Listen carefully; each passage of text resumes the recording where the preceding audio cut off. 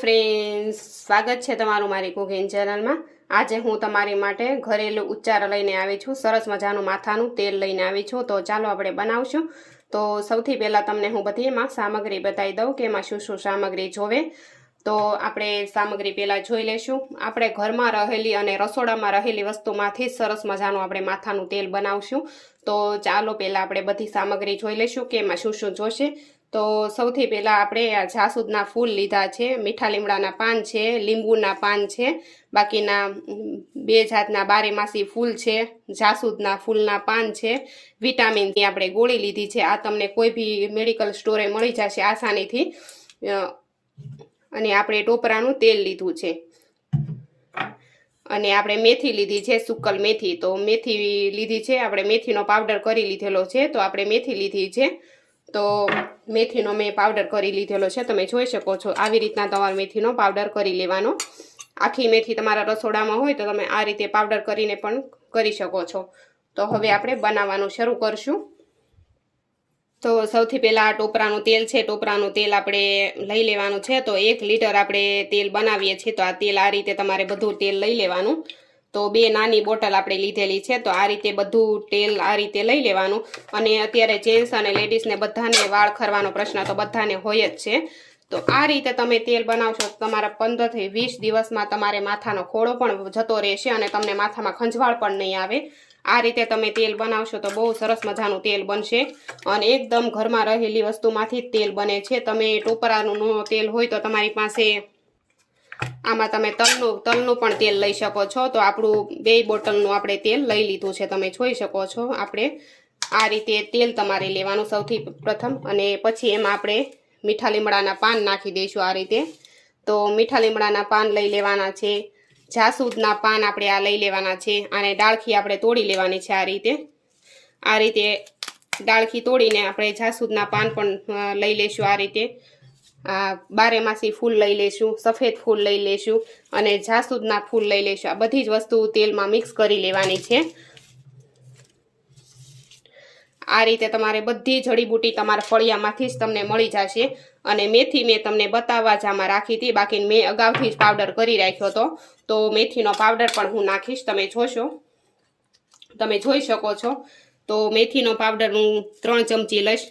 મેથીનો powder નાખવાથી તમારા માથામાં ખોડો પણ નહીં થાય, માથામાં ખંજવાળ પણ દૂર થશે અને સરસ મજાનું બહુ મજાનું મસ્તીનું તેલ બને છે।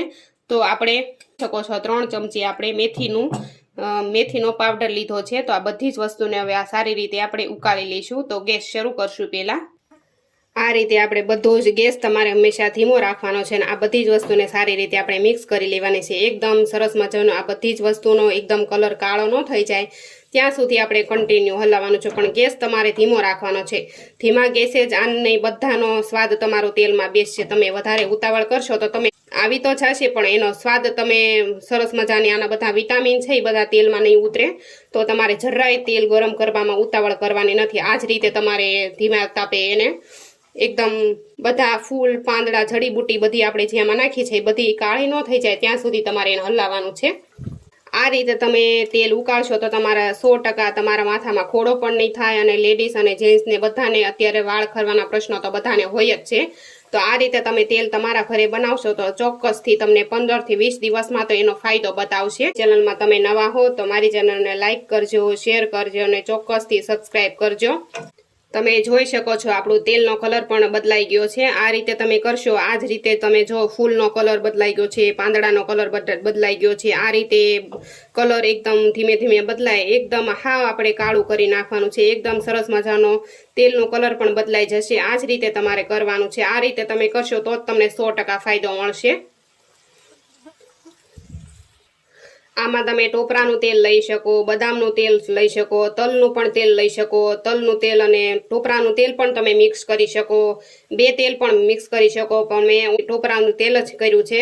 સરસ મજાનું તમને રિઝલ્ટ મળશે। આ જ રીતે આ જ મેથડથી તમે કરશો તો તમે 110% તમને રિઝલ્ટ મળશે।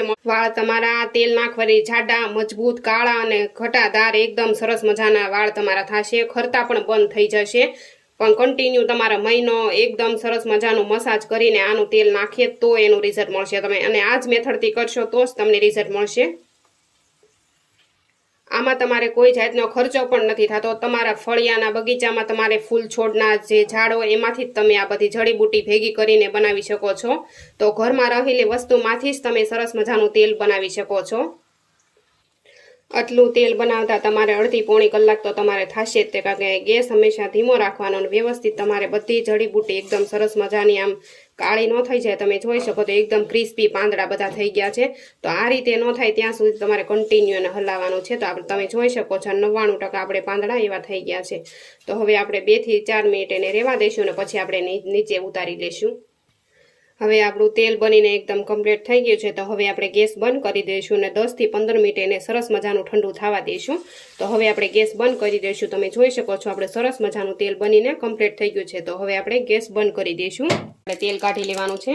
તો આ રીતે આપણે બધી જ ગોળી કાઢીને આમાંથી તેલ કાઢી લઈશું, નાખવાની છે. હવે આપણું તેલ ઠરી ગયું છે. તો એક સરસ મજાનો ગરણો લઈ લીધો છે. એના મદદથી આપણે ગળી લઈશું તેલને. આ રીતે બધું જ તેલ તમારે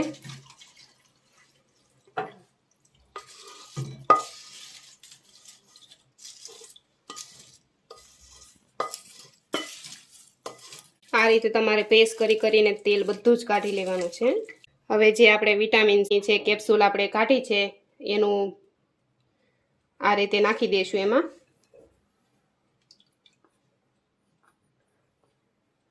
વિટામિન તેલ આમાં નાખી દેવાનું છે અને 1 લીટર તેલ બનાવો એમાં તમારે આ 10 ગોળી આવે છે, 10 ગોળી નાખી દેવાની છે. આ તમને સ્ટોરમાં આરામથી તમને મળી રહેશે. તો આપણું સરસ મજાનું હોમમેડ તેલ બની ગયું છે ઘરે. તો જો તમને મારી હોમમેડ મારા તેલનો વિડીયો તમને ગમ્યો હોય તો મારી ચેનલને લાઇક કરજો, શેર કરજો અને સબસ્ક્રાઈબ કરજો. અને અત્યાર સુધી સબસ્ક્રાઈબ ન કર્યું હોય તો કરી દેજો.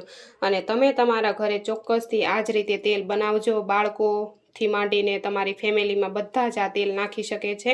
તેલ બનાવવાનો વિડીયો ગમ્યો હોય તો મારી ચેનલને લાઇક કરજો, શેર કરજો અને સબસ્ક્રાઈબ કરજો અને તમારા ફેમિલી મેમ્બરમાં આગળ શેર કરજો. તો હવે એક નવી રેસીપી સાથે મળશું. આવજો.